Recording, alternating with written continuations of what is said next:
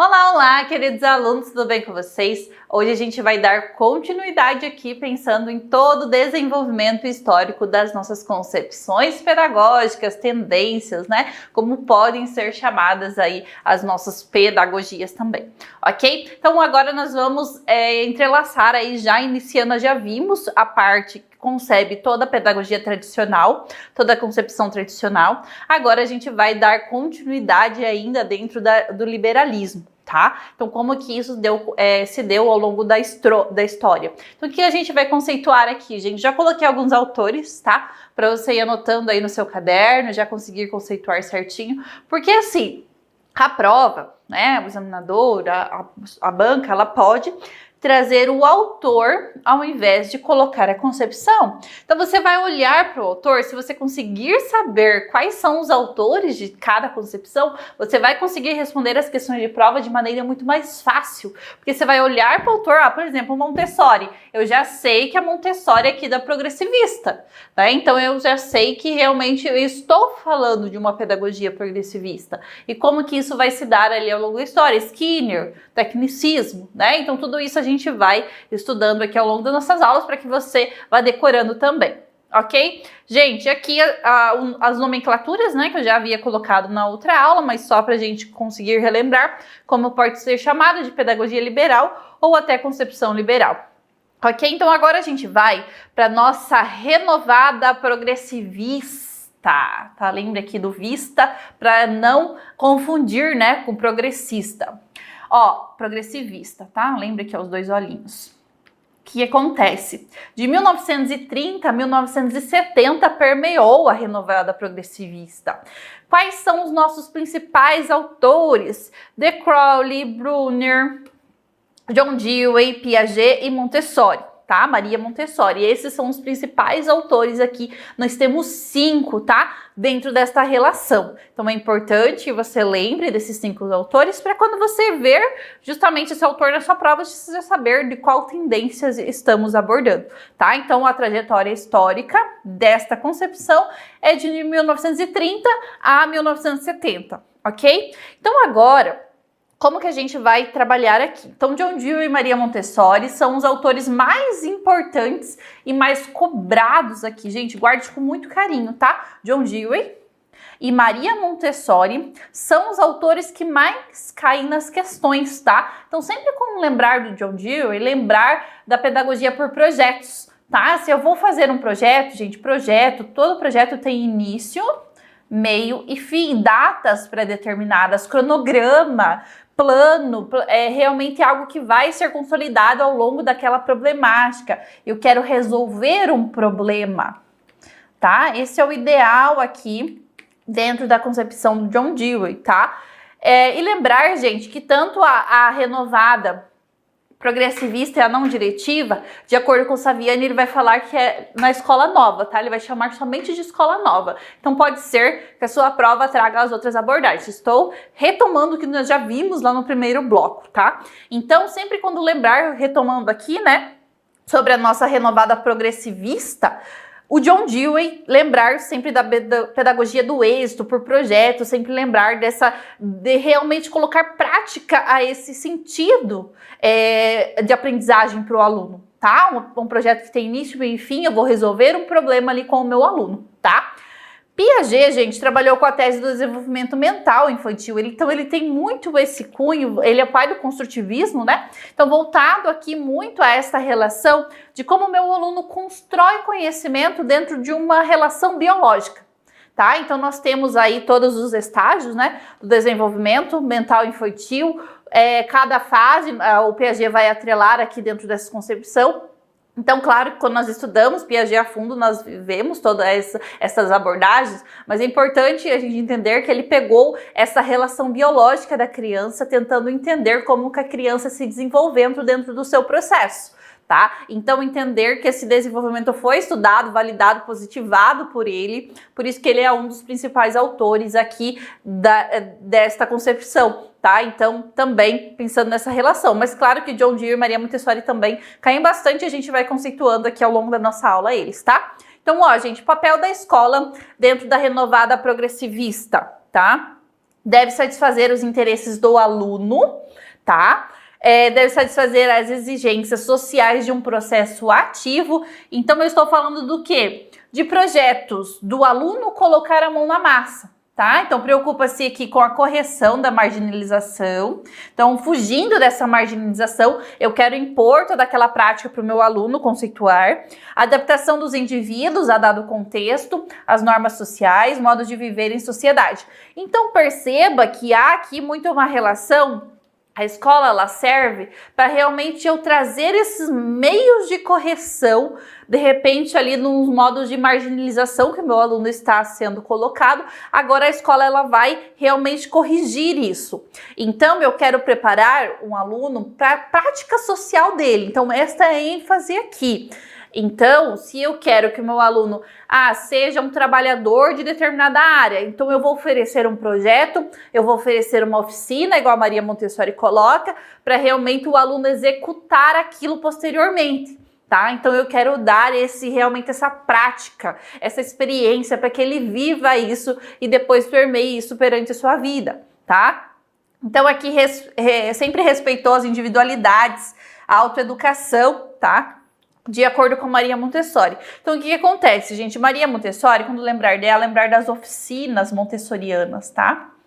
Das salas montessorianas também, como podem ser chamadas. Então, aqui, eu tenho o quê? Eu tenho uma educação que acontece através da autoeducação, tá? Onde esses alunos vão passar por oficinas. Então, eu tenho salas lá. Eu tenho a sala 1, eu tenho a sala 2, eu tenho a sala 3, por exemplo, né? A sala 4. Então, cada sala vai proporcionar para o meu aluno um tipo de prática, tá? Então, digamos lá que o meu aluno, ele quer aprender a ser um mecânico, né? Ele tem interesse por carros. Então, ali na sala 1, ele vai ser ofertado a ele materiais para que ele trabalhe com esse tipo de profissão, tá? Pensando aqui, gente, na prática social, o que ele vai se formar posteriormente. Ele passou toda esta fase que aprendeu a automatização, aprendeu a mecânica, agora ele vai para outra sala que vai ofertar outro tipo de oficina em outra prática, tá? E assim ele pode ir, consequentemente, passando por todas as oficinas. Claro que não existe, como é uma autoeducação, não existe uma rigidez aqui, tá? O meu aluno, ele pode começar na sala 3, depois não gostou da sala 3, voltar para 1, e toda esse trajeto que ele pode fazer. Então, é uma autoeducação, através da minha vontade, da minha individualidade, eu vou realmente conceituar o que é legal fazer, né? O que é bom para mim. Então, eu vou realmente permeando ali dentro das oficinas, como a Maria Montessori colocava, só que, claro, né, gente, há muita criticidade aqui, dentro desse método, dentro dessa pedagogia, porque é um ensino extremamente caro, né? Nós sabemos que não há recursos suficientes, principalmente quando nós estamos falando de escola pública ou dentro de uma escola que vai trazer esse método montessoriano, o que é ofertar mais experiências possíveis. Então, para isso, precisa do quê? De muitos recursos para compra de materiais para ofertar esse tipo de ensino. Por isso que muitas vezes ele é criticado, né? Pela própria relação ali financeira mesmo, né? A compra de materiais, os recursos. Então, acaba se tornando uma educação extremamente cara. E sem falar que, claro, vai ser um método que vai, sim, oferecer algumas limitações, né? Não tem como a gente fazer de todas as profissões, tudo que o aluno quer ser. Por exemplo, se o meu aluno quer ser um astronauta, como que eu vou ofertar uma oficina para ele de astronomia? Né? Então, por exemplo, claro, posso chegar perto disso sim, mas como que eu vou conseguir uma roupa de astronauta? Toda aquela relação que a gente já sabe. Então, existe uma certa limitação para isso acontecer, tá? Então, dentro de uma criticidade, quando eu penso aqui na Maria Montessori, né, muito esta relação realmente da compra dos materiais, dos recursos disponíveis para eu ofertar essa experiência para o meu aluno, tá? Gente, por isso aqui, né, a respeito das individualidades, a autoeducação e depois aqui o incentivo à aceitação mútua, a pedagogia por projetos, que já é o caso do John Dewey, tá? Então, um projeto, ele visa o quê? Solucionar algo.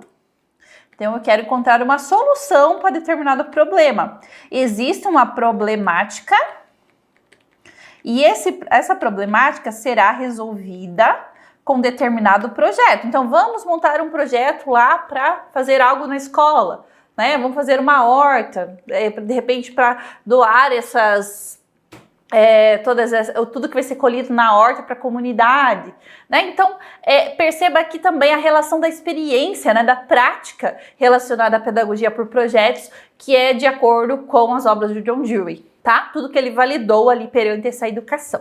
Então, esse é o papel da escola, tá? Nos demais aqui a gente vai vendo, né? Então, Maria Montessori trabalha com a ideia das oficinas, ou seja, de inserir o aluno na sociedade, de forma que ele aprendia coisas que ele utilizaria naquele meio. Por isso, era comum entrar em salas montessorianas, né? Algumas escolas hoje que pegam o método da Maria Montessori trabalham dentro desse contexto de salas montessorianas. E se deparar com fogão, pia, vassouras, né? Então, de repente, tinha ali recursos, se o aluno queria ser um cozinheiro, né? De repente, sei lá, dono de casa, como que aquilo ia se dar, né? Para que o aluno fosse exposto àquilo. Depois mudava de sala para ter contato com outra realidade. Aquilo que eu já havia explicado, né? A prática escolar é bastante difundida aqui, a aplicação reduzida por falta de condições físicas, materiais, recursais, enfim, né? Toda aquela relação financeira. A autoaprendizagem e a pragmática, tá? A validade de uma teoria determinada pelo seu bom êxito. Então, teve êxito, aquilo foi validado, ok? Pragmatista aqui mesmo. Pressuposto de aprendizagem, gente, aprender é um ato de descoberta, então o aluno vai descobrir através da experiência, tá? Baseia-se nos interesses pessoais. O que eu tenho interesse? O que é mais legal para mim? O que aquilo me desperta de alguma maneira, né? Então, aqui os interesses pessoais do aluno. Baseia-se no meio estimulador. Então, essa experiência vai estimulando o aluno a perpassar ali as oficinas ou aprender de acordo com aquele projeto. Avaliação baseada nos esforços, nos êxitos dos alunos. E sempre pensando na motivação. O que motiva ele a estar ali baseado naquela experiência? Foi uma experiência boa, ruim? Então, se aquilo vai continuar motivando ele ou não, tá? Então, muito algo realmente prático, tá? A gente tira aqui um pouco o papel da teoria e coloca muito o papel prático do ensino através das experiências, ok? Conteúdos de ensino estabelecido em função das experiências, acabei de abordar isso daqui, né? Considere-se os processos mentais, Piaget e Emília Ferreiro, que vai estudar a psicogênese da escrita, né? A relação do Piaget aqui também, no construtivismo, as habilidades cognitivas, tá? Então, pensando quem é esse aluno, como seus processos mentais ocorrem, né? Então, toda essa relação cognitivista, estudando, meu aluno em determinada fase, ele vai aprender isso, em outra ele vai aprender aquilo. Então, eu tenho, gente, uma relação muito do cognitivo mesmo desse aluno, né? Então, como que isso vai se dar? Então, os estágios, né, do Piaget lá, que é o sensorial, né, da criança, lá do bebê, coloca tudo na boca. Depois, a relação ali, pensando na relação simbólica, né, de como a criança vai estabelecendo esse mundo. A brincadeira, o faz de conta, né? Depois eu tenho o estágio concreto, onde essa criança já vai pensar mais numa relação, onde eu vou trabalhando com esses materiais concretos até ela obter esse cognitivo mais racional mesmo, tá? Então aqui o formal, né? Que é o último dos estágios aqui, já quando ele é um adolescente, tá? Então sensorial, simbólico, concreto e formal, dentro dessa relação dos estágios do Piaget, que é o pai do construtivismo aqui, tá? Então, gente, o Piaget construtivista. O Piaget, ele vai muito trazer esta relação do que o ser, né, a criança, ela vai aprender ali nessa interação com o meio, nessa experiência. Então, perceba que tudo tem a ver com Montessori e John Dewey aqui, nessa relação onde ele vai estabelecer, ele vai aprendendo, ele vai tocar o objeto, ele vai levar a boca, ele vai aprender que muitas vezes aquilo tem um gosto ruim, vai, né, ter toda essa relação do tato. Então, perceba que a criança precisa vivenciar, experienciar através aqui dos estágios do Piaget, como a criança vai construindo e estabelecendo essa aprendizagem. Tá? Então, os processos mentais, aqui a Emília Ferreiro vai estabelecer, Piaget, né? Então, as habilidades cognitivas. Então, aprender a aprender, tá? Isso aqui é através dos conteúdos de ensino.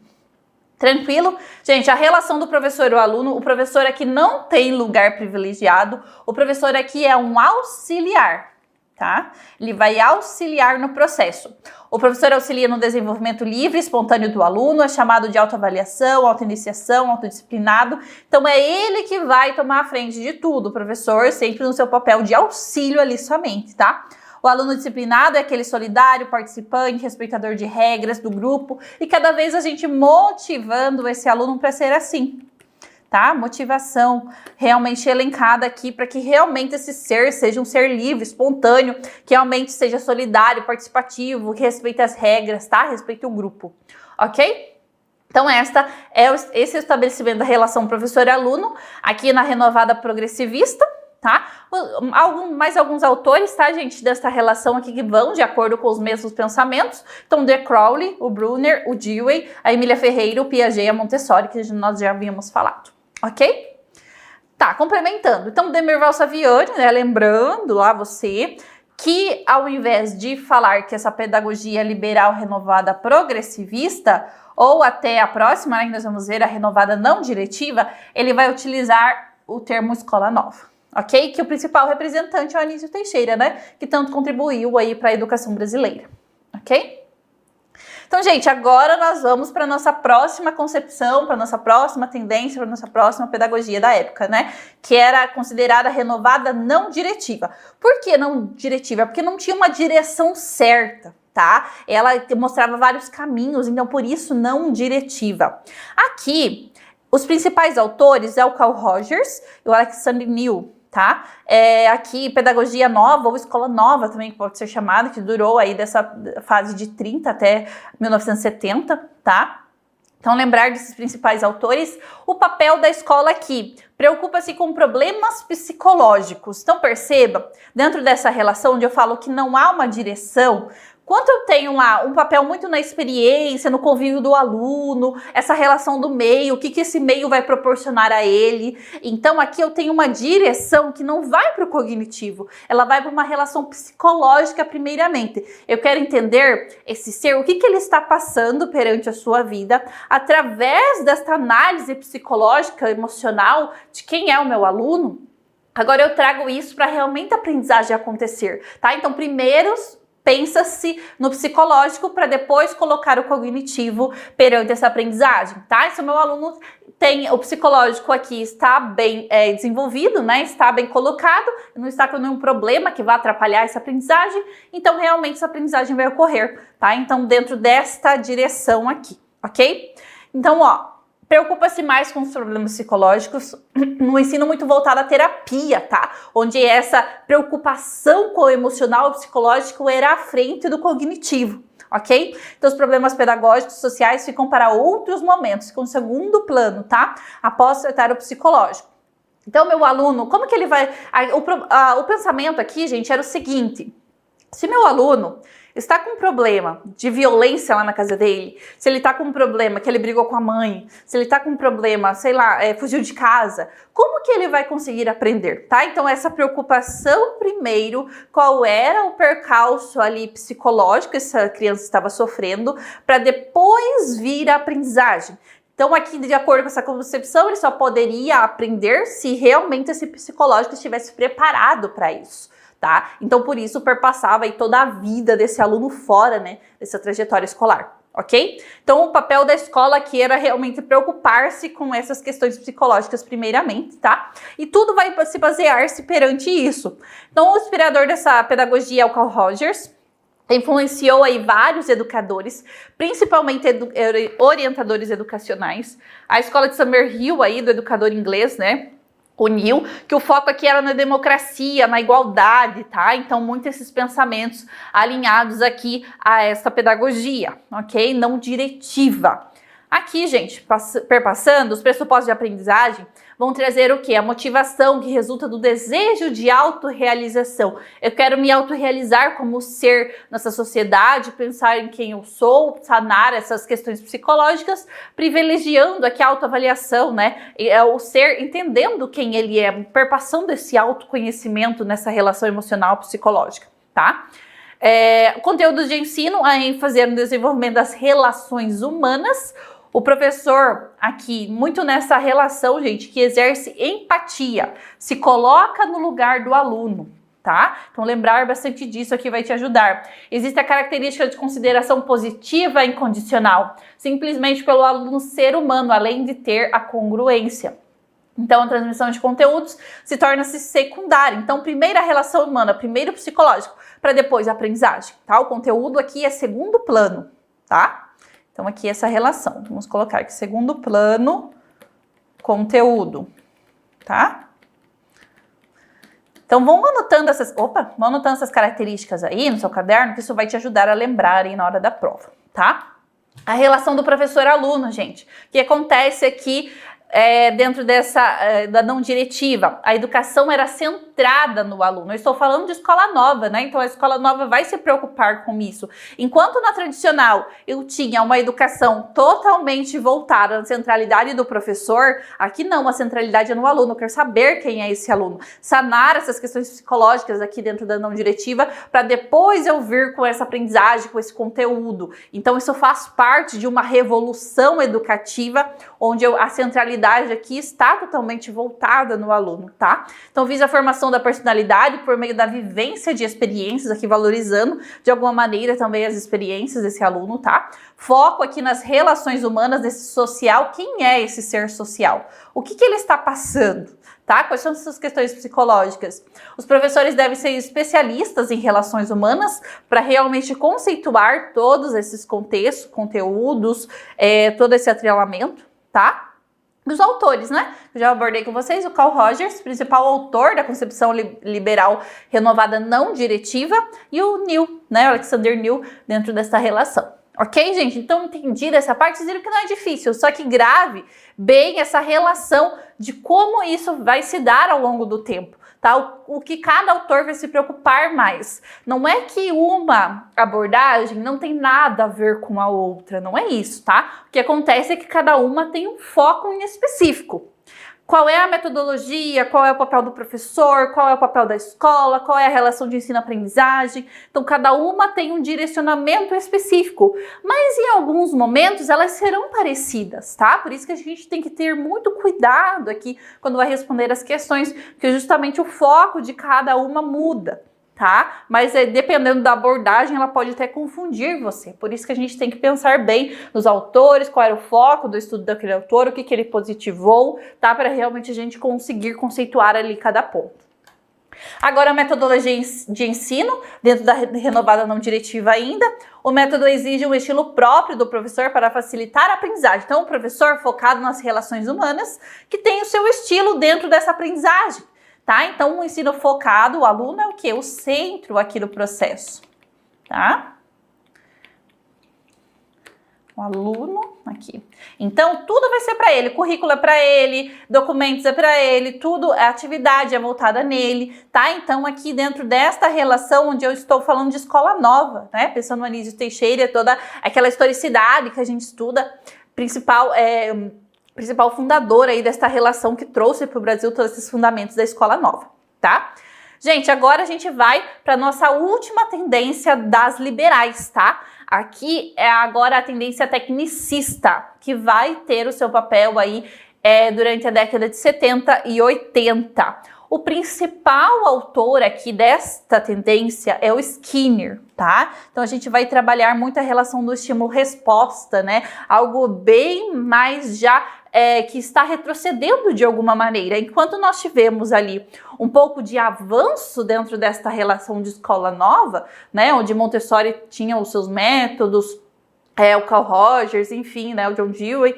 Aqui nós temos uma relação que volta-se ao técnico. Eu quero que o aluno aprenda aqui determinada técnica para realmente consolidar o mercado de trabalho. Tá? Então, muito aquela visão de ditadura também, né? Então, qual é o papel da escola dentro da visão tecnicista, que funciona como modeladora do comportamento humano? Se eu dou um estímulo, eu espero determinada resposta. Então, por exemplo, quando o meu aluno tem algum comportamento de indisciplina, né, bate alguém, faz alguma coisa ruim ali dentro daquele contexto.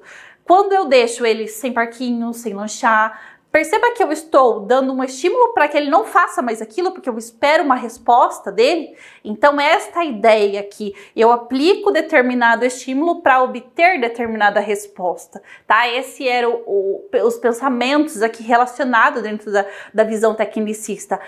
Técnica, tá? Direcionamento, estímulo-resposta, tá? Lembrar muito disso.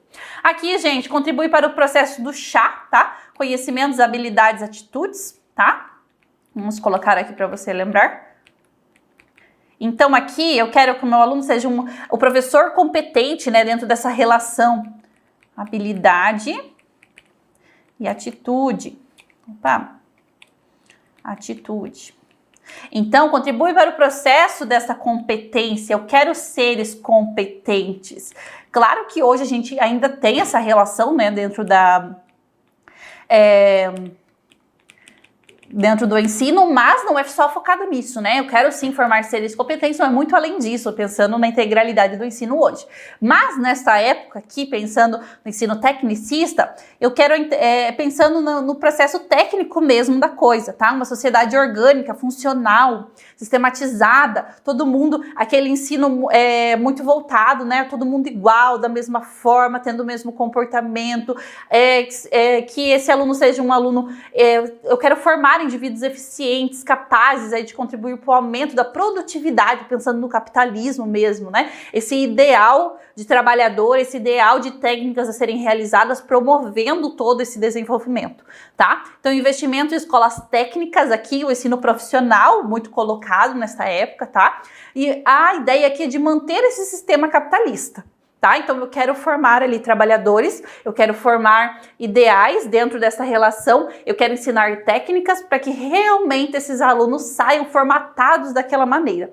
Então perceba aqui muito que eu tive essa relação tradicional, né? Esse ensino mais voltado ao jesuítico, ali ao tradicional, que durou mais ou menos 200 anos. Depois eu tenho um avanço dentro da escola nova e agora eu volto nessa relação tecnicista, onde eu tenho algo muito técnico, tá? Onde eu quero sim formar ali realmente trabalhadores, para manter esse sistema capitalista, tá? Essa relação do estímulo-resposta mesmo, pensando na modelagem do comportamento humano.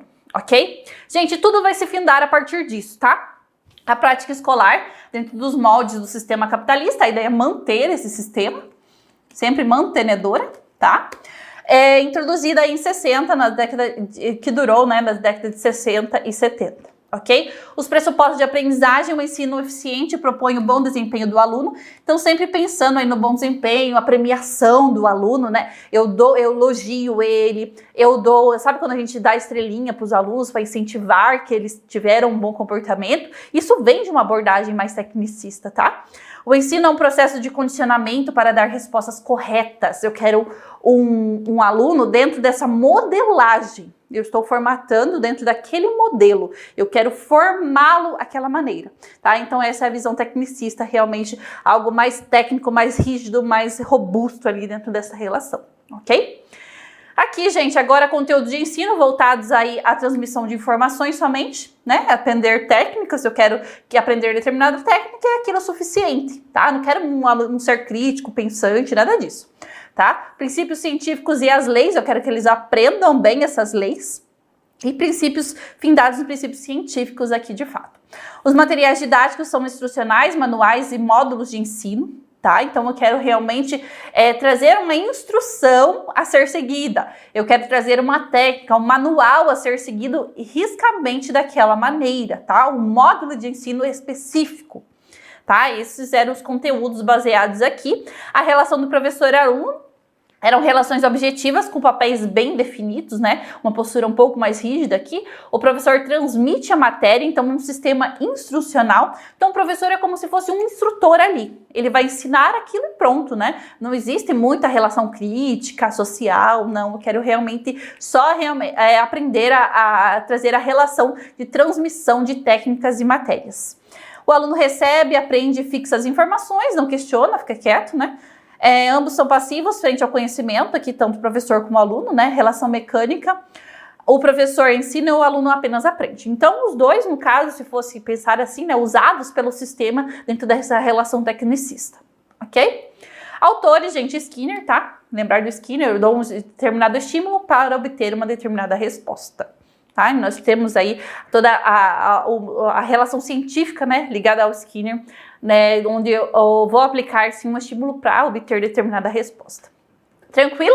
Agora a metodologia de ensino, procedimentos e técnicas que segurem a transmissão e recepção de informações. Então, transmissão, recepção de informações, né? Algo muito voltado ao técnico, algo que não pode ser mudado, tem que ser daquela maneira e pronto, tá? É uma técnica definida. Então, exemplo, gente, os telecursos 2000 lá, né, que existiam na época, onde você assistia e não havia, perceba que não havia uma relação de questionamento. Eu assisti, aprendi aquela técnica, ok, tudo certo. Então, eu não questiono, eu não pergunto, eu não debato. Então, perceba que não há uma relação crítica, discursiva aqui implementando o tecnicismo. Não, eu aprendo aquela técnica, tá ok, vou executar lá no mercado de trabalho, mantenho um sistema capitalista e tá tudo certo, tá? É muito nessa relação aqui.